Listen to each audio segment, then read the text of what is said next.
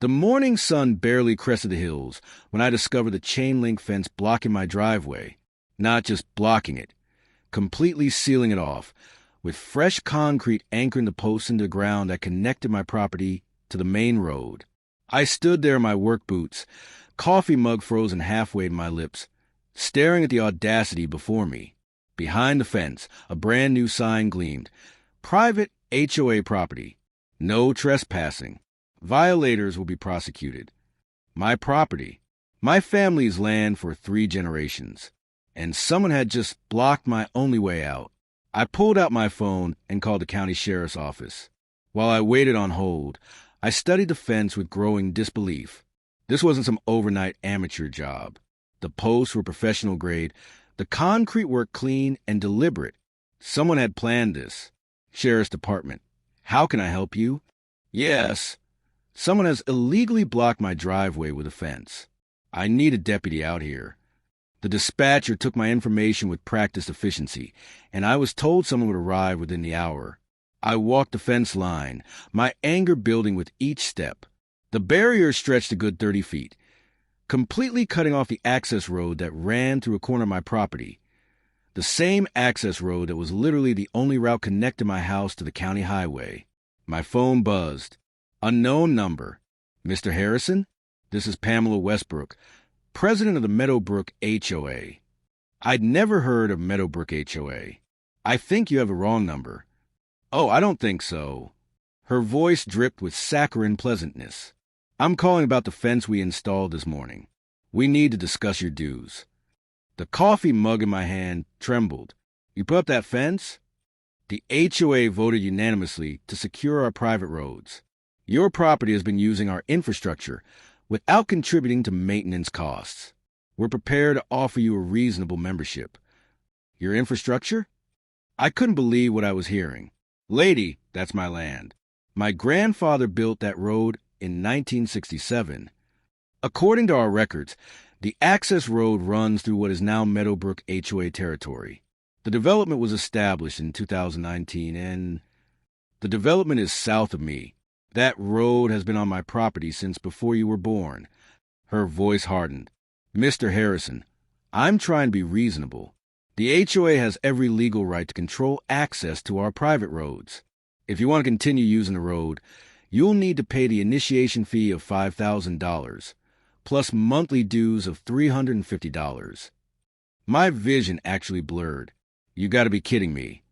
I never kid about HOA regulations. You have until Friday to make your first payment, or we'll be forced to pursue legal action for trespassing every time you attempt to use our road. I'm not paying you a damn cent for my own property.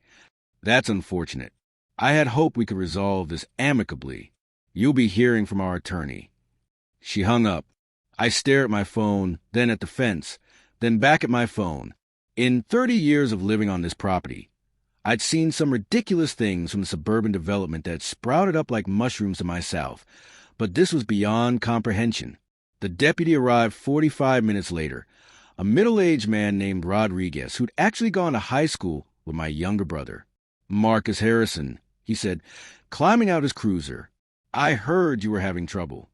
I gestured at the fence. Someone decided to redecorate my property without asking. Rodriguez walked the fence line, making notes, taking photos. When did this go up? Sometime last night. And I just got a call from the HOA president claiming this is their road now. He looked up sharply. The Meadowbrook HOA? You know them? We've had incidents. They tried to ticket someone for parking on a county road last month. He studied the fence posts. These are definitely on your property, Marcus. No question. But I can't just remove them. This is a civil matter. You'll need to get a lawyer. I know. I rubbed my face. Can they actually keep me trapped here? Not legally, no. You have a right to access your property. But they can make things complicated. He handed me a card. Call this guy, Jim Delgado. He specializes in property disputes, and he's dealt with HOAs before. After Rodriguez left, I called Delgado's office. His secretary scheduled an emergency consultation for that afternoon. I spent the rest of the morning documenting everything. I dug out my grandfather's original survey maps from 1967, my father's property records, and my own deed. The access road was clearly marked on every single document, running right through what these HOA people now claim was their territory. Around noon, a silver BMW pulled up on the other side of the fence.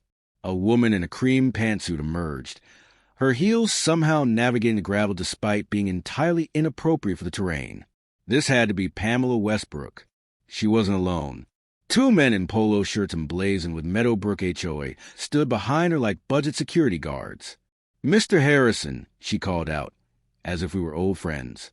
"I'm so glad I caught you. Have you reconsidered our offer?" I walked to the fence, stopping a few feet back. "Let me make this crystal clear. That road is on my property. It's been on my property since 1967. Your HOA doesn't have any claim to it." She smiled, but it didn't reach her eyes. "I'm afraid you're mistaken. When the Meadowbrook development was established, the county reallocated certain access roads to facilitate the community. It's all properly documented." "Show me the documents." "Our attorney will provide everything necessary during the legal proceedings." She clasped her hands together. "But it doesn't have to come to that. Join the HOA, pay your fair share, and we'll remove the fence immediately." "I don't want to join your HOA. I want you to remove your fence from my property." "Then I'm afraid we're at an impasse." She turned to leave, then paused. "Oh, and Mr. Harrison? We've also filed a complaint with the county about your barn. It appears to be in violation of several building codes. You'll probably be hearing about that soon." They drove away, leaving me standing there with rage boiling in my chest. The meeting with Delgado that afternoon was both encouraging and infuriating. "They don't have a leg to stand on," he said, spreading my property documents across his desk. "This road is clearly within your property boundaries. The county never reallocated anything. I already checked. She's lying. So what do I do?" We file for an emergency injunction to remove the fence, and we sue for damages, harassment, and tortious interference. The HOA president has to know this is illegal. She's banking on you not having the resources or will to fight. She picked the wrong person. Delgado grinned. "I was hoping you'd say that. I'll have the paperwork filed by tomorrow morning." That night, I couldn't sleep. I kept thinking about my grandfather, who'd built this property from nothing. He'd worked 2 jobs to buy this land, had graded that road himself with a borrowed bulldozer, and now some HOA busybody thought she could just take it. The next morning, I found a citation on my fence from the county building inspector. Apparently, my barn, the one that had stood for 40 years, was now in violation of codes. The complaint had been filed by a concerned citizen. I called Delgado. "They're retaliating," he said. "Document everything. This actually helps our case." The emergency hearing was scheduled for the following Monday.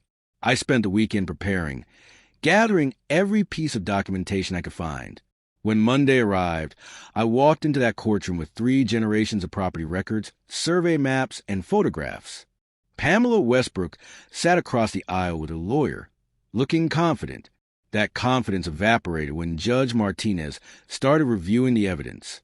"Ms. Westbrook," the judge said, her voice cold, "can you explain why your HOA erected a fence on property you don't own?"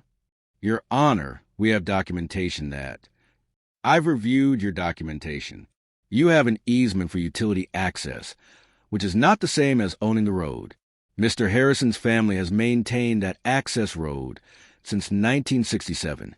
Your HOA was established in 2019. The math isn't complicated." Westbrook's lawyer whispered urgently in her ear. "Furthermore," Judge Martinez continued, "filing a false building code complaint in retaliation is a serious matter. I'm granting Mr. Harrison's injunction. The fence will be removed within 48 hours at the HOA's expense. I'm also awarding Mr. Harrison damages for the cost of this legal action and his time. We'll schedule a hearing for the harassment claim separately." Westbrook's face went white. "Your Honor, surely." 48 hours, Ms. Westbrook. If that fence isn't down, the HOA will be fined $1,000 per day until it is. I walked out of that courtroom, feeling like I could breathe again. The fence came down the next day. I stood on my porch and watched them dismantle it, piece by piece. Westbrook didn't show up personally. She sent a crew. A week later, I received a formal apology from the Meadowbrook HOA board. Apparently, Westbrook had been acting without full board approval, and once the rest of the board understood they were facing a major lawsuit, they'd voted her out as president. The new president called me personally. Mr. Harrison, on behalf of the Meadowbrook community, I want to apologize. This should never have happened. I appreciate that. If there's ever anything we can do, just stay on your side of the property line. I said, we'll get along fine. I hung up and walked outside, my boots crunching on the gravel of the road my grandfather had built. The morning sun lit up the hills, and for the first time in weeks, I felt at peace. Some battles you don't choose, but some battles you have to fight, not just for yourself, but for everyone who came before you and everyone who will come after. My land, my road, my family's legacy. And no HOA was ever going to take that away.